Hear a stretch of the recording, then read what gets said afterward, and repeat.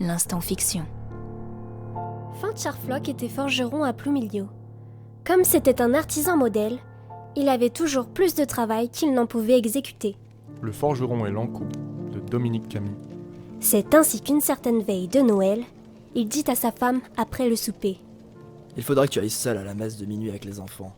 Moi, je ne serai jamais prêt à t'accompagner. J'ai encore une paire de roues à ferrer que j'ai promis de livrer demain matin, sans faute. Et lorsque j'aurai fini, c'est ma foi de mon lit que j'aurai surtout besoin.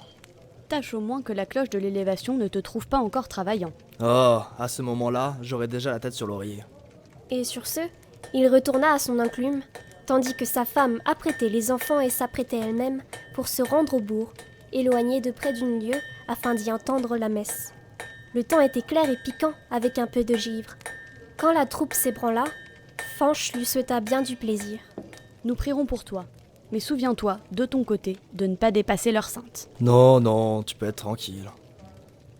Il se mit à battre le fer avec ardeur, tout en sifflotant une chanson, comme c'était son habitude quand il voulait se donner du cœur à l'ouvrage. Le temps s'use vite lorsqu'on besogne ferme.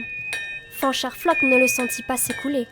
Puis, il faut croire que le bruit de son marteau sur l'enclume l'empêcha d'entendre la sonnerie lointaine des carillons de Noël, quoiqu'il eût ouvert tout exprès une des lucarnes de la forge. En tout cas, l'heure de l'élévation était passée, qu'il travaillait encore. Tout à coup, la porte grinça sur ses gonds.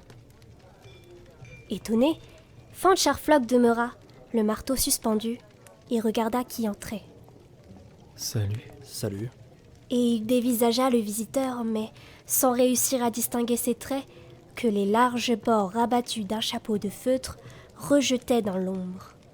C'était un homme de haute taille, le dos un peu voûté, habillé à la mode ancienne avec une veste à longues basques et des braies noués au-dessus du genou. Il reprit, après un court silence.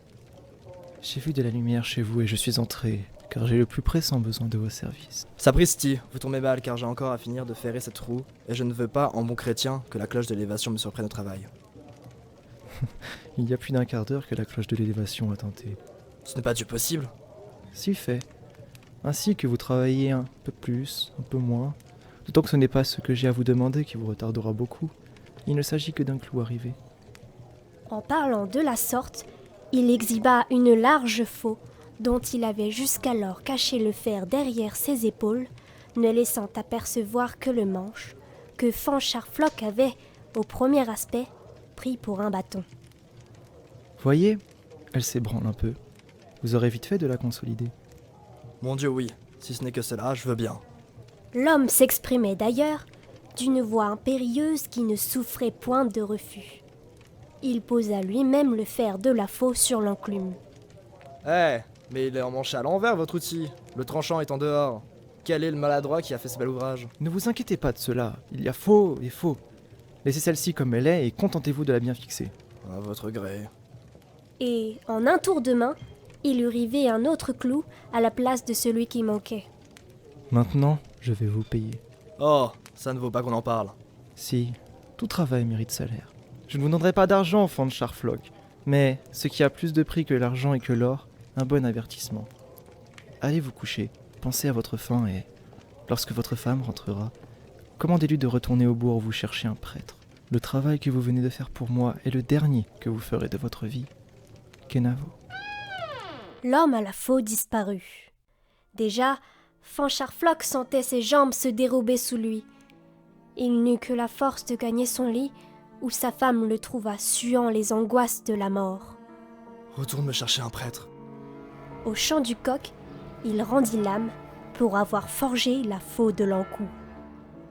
Le forgeron et l'encou, un texte de Dominique Camus, extrait des Contes de la mort et de l'au-delà. Réalisé par Timothée Gousset.